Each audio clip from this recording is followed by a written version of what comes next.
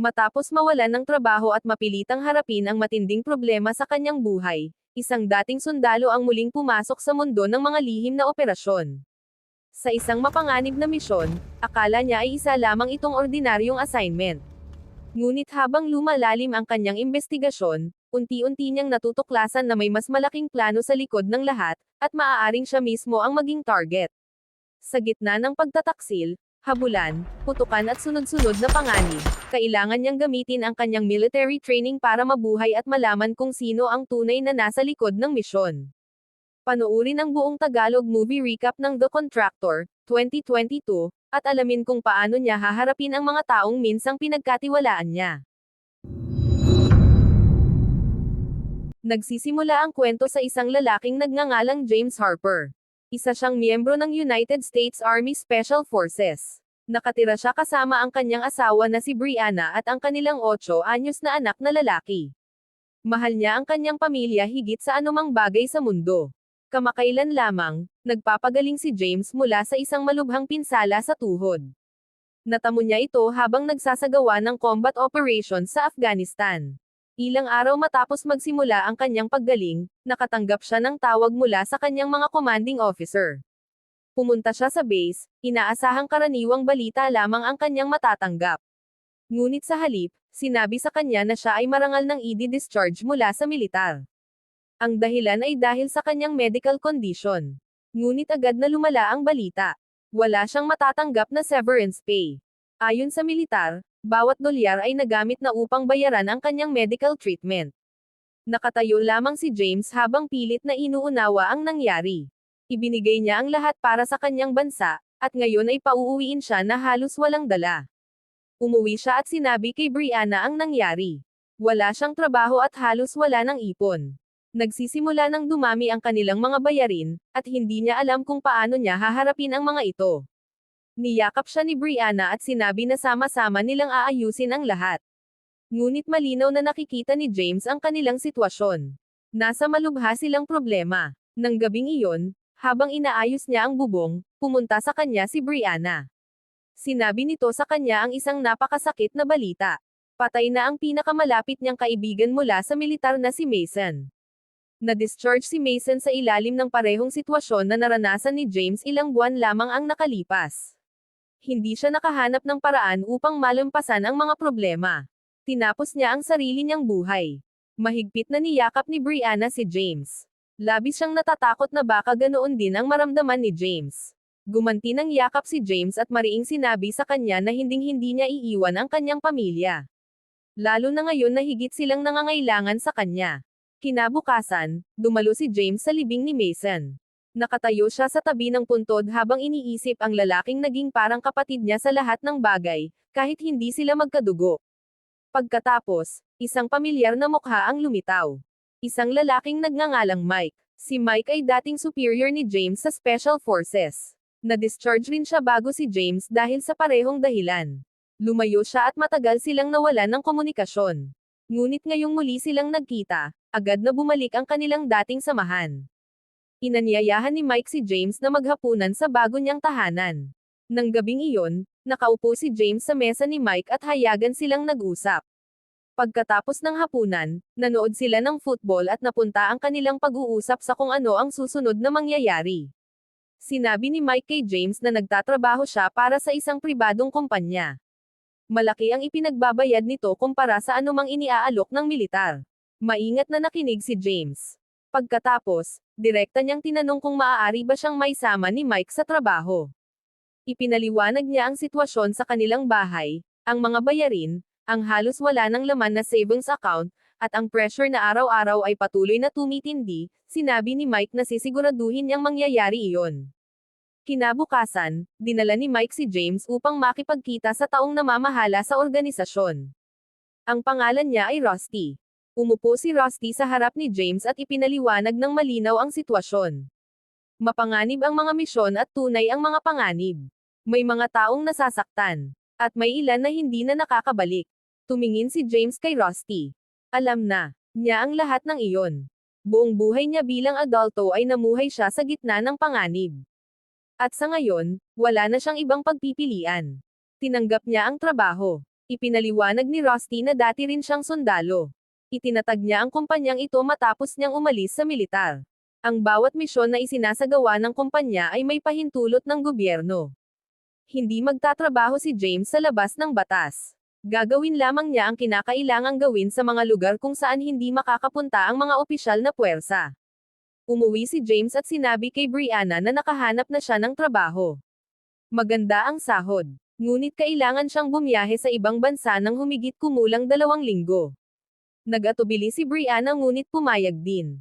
Gumaan ang kanyang pakiramdam dahil magkakaroon na sila ng kita. Ngunit may kung anong bagay sa paraan ng pagkukwento ni James tungkol sa trabaho na nagdulot sa kanya ng pag-aalala.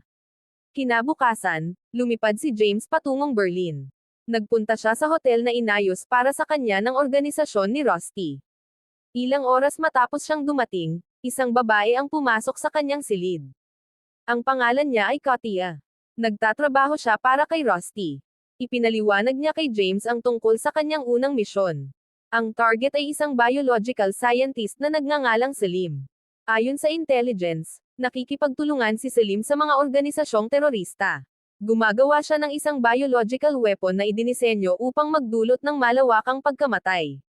Sa mga sumunod na araw, minanmanan ni James si Selim. Itinala niya ang lahat ng kilos nito sa bahay at sa loob ng laboratorio kung saan ito nagtatrabaho. Masusi at matyaga si James.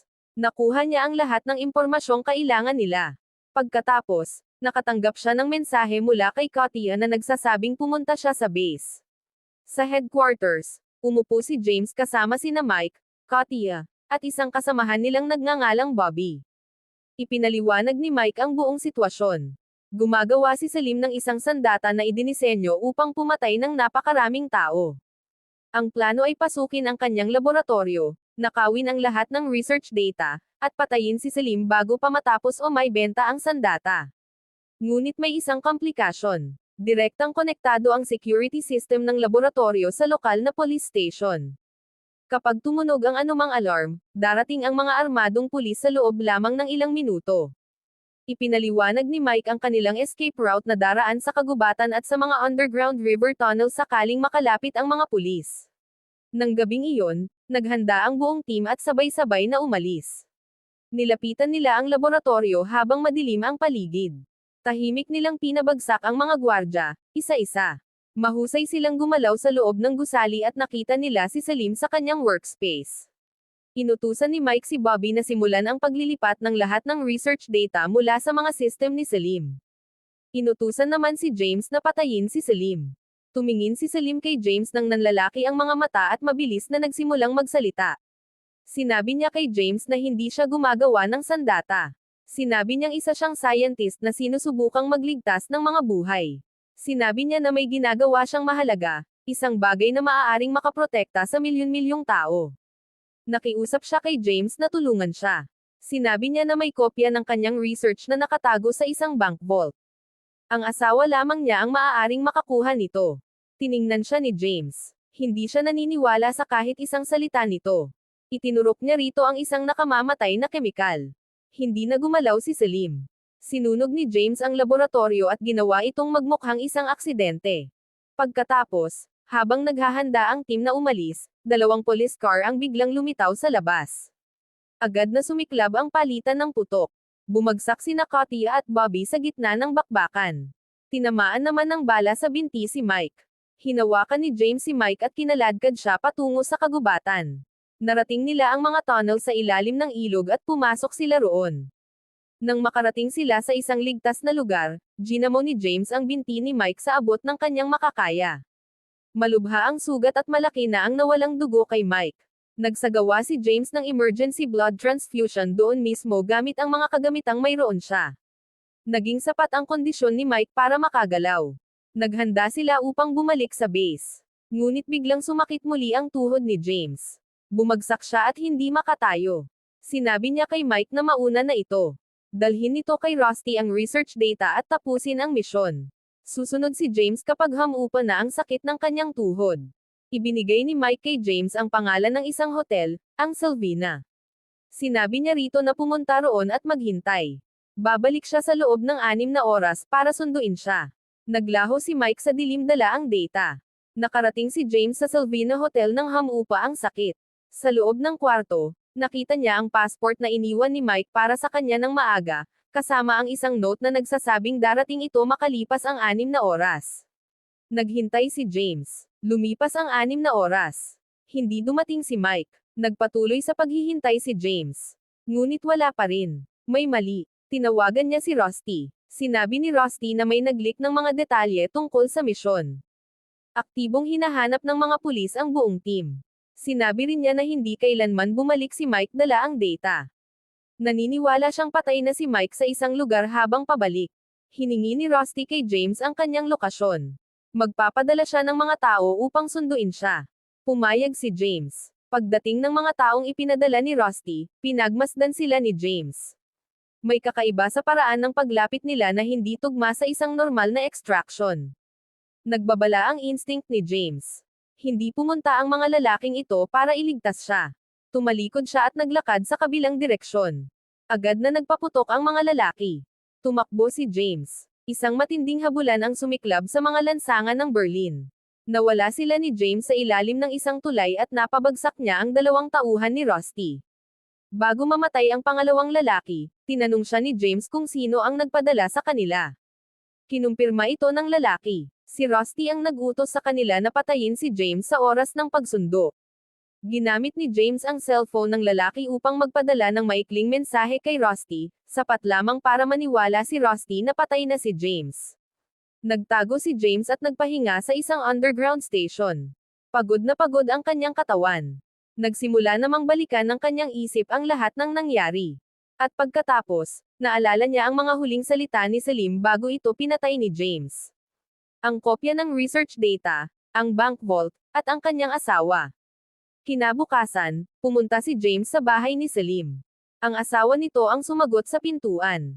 Sinabi ni James na kailangan niya ang kopya ng research mula sa vault. Tumanggi ito. Pinaniwala ni James ang babae na wala talaga itong ibang pagpipilian. Dinala siya nito sa bangko. Binuksan niya ang vault at ibinigay kay James ang data. Pagkatapos, umupo si James at binuksan ang mga file. At doon, tuluyang nagbago ang lahat. Hindi pala gumagawa ng sandata si Selim. Gumagawa siya ng isang bakuna, isang formula na idinisenyo upang labanan ang isang nakamamatay na virus na kumakalat na sa buong mundo. Plano niyang ipamahagi ito ng libre sa sinumang nangangailangan nito. Ngunit may ilang grupo na gustong angkinan ang formula para sa kanilang sarili. Hindi para magligtas ng mga tao, kundi upang kontrolin kung sino ang mabubuhay at kung sino ang kikita. Pinatay ni James ang isang inosenteng tao. Sinira niya ang isang research na maaaring makapagligtas ng milyon-milyong buhay. At ginamit siya ni Rusty para gawin iyon. Ginamit ni James ang passport na iniwan sa kanya ni Mike at lumipad pabalik sa Amerika. Dumiretso siya sa bahay ni Mike upang sabihin sa asawa nito na hindi na nakabalik si Mike, nakatayo roon si Mike, buhay at maayos. Natigilan si James habang nakatingin sa kanya. Ang lahat ng konklusyong nabuo niya sa nakalipas na 24 na oras ay biglang nagsama-sama sa isang kaisipan. Magkasamang pinagplanuhan ito ni na Mike at Rusty. Dapat ay namatay si James sa Berlin. Kinabukasan, sinundan ni James si Mike mula sa malayo. Nanatili siya sa likuran at nagmasid. Ngunit pareho ang training ni na Mike at James. Napansin ni Mike na may sumusunod sa kanya at naghanda siya ng ambush. Nang mahulog si James sa bitag, biglang umikot si Mike at nakita ang dati niyang kaibigan na nakatutok sa kanya ang isang armas. Tunay na nagulat si Mike. Nalaman niya kay Rusty na napatay si James sa misyon. Iyon ang dahilan kung bakit hindi siya bumalik sa Selvina Hotel. Umuwi siya dahil naniniwala siyang patay na si James. Hindi pala si Mike ang nag-utos na patayin si James. Niloko ni Rusty silang dalawa. Sinabi ni James kay Mike kung ano talaga ang ginagawa ni Selim. Ang bakuna, ang data, at ang katotohanan kung bakit talaga sila ipinadala sa Berlin. Nakinig si Mike, at unti-unting bumigat sa kanya ang bigat ng lahat ng bagay na naging bahagi siya. Binalaan niya si James na huwag nang umuwi. Kapag nalaman ni Rusty na nakaligtas siya, agad na gagamitin nito ang kanyang pamilya bilang panakot at leverage. Tumingin si James sa kanya. Iisa lamang ang paraan para matapos ang lahat ng ito. Kailangang mawala si Rusty. Nakonsensya si Mike sa lahat ng nangyari. Sinabi niya kay James na kasama siya. Nang gabing iyon, Pumunta si Mike sa property ni Rusty na kunwari ay gusto niyang makipagkita. Umikot naman si James sa kabilang bahagi at pumasok mula sa likod. Magkasama silang gumalaw sa loob ng gusali at pinabagsak ang mga tauhan ni Rusty, isa-isa. Mabilis at brutal ang palitan ng putok. Nang bumagsak na ang huling gwardya ni Rusty, nagharap sina Mike at Rusty. Pareho silang nagpaputok at pareho silang bumagsak. Lumapit si James kay Rusty habang naghihingalo ito. Sandali niya itong tinitigan. Pagkatapos, isang beses niya itong hinampas. Wala siyang sinabi. Pumunta siya kay Mike. Binuhat niya ito at dinala patungo sa exit. Nagmaneho siya ng pinakamabilis na kaya niya papunta sa ospital, ngunit napakalubhan ng mga sugat ni Mike. Namatay si Mike bago pa sila makarating sa ospital. Sandaling naupo si James sa loob ng sasakyan habang iniisip ang pagkawala ni Mike. Pagkatapos, bumaba siya. Sinunog niya ang sasakyan habang naroon pa sa loob si Mike upang walang maiwang bakas. Mag-isa siyang naglakad palayo sa apoy. Nag-drive siya pabalik sa kanilang bahay at pumasok sa pintuan. Naroon sina Brianna at ang kanyang anak. Niyakap niya silang dalawa. Sinabi niya kay Brianna na aalis na sila sa Amerika. Pupunta sila sa isang bagong lugar. Isang ligtas na lugar, kung saan walang sino man mula sa mundong ito ang makakahanap sa kanila. At doon, magsisimula silang muli. Kung natapos mo ang tense at nakakakabang thriller na ito, isa sa mga pinaka-underrated na action movie sa mga nakaraang taon, i-like ang video kung talagang napako ang iyong atensyon sa laban ni James Harper para mabuhay at malaman ang katotohanan. Mag-subscribe dahil patuloy nating binibigyang pansin at ni-recap ang bawat action at thriller movie na kailangan mong mapanood. Anong movie ang gusto ninyong i-recap natin sa susunod? Ilagay ninyo sa comment section sa ibaba. Salamat sa panonood, at magkita-kita tayo sa susunod na video.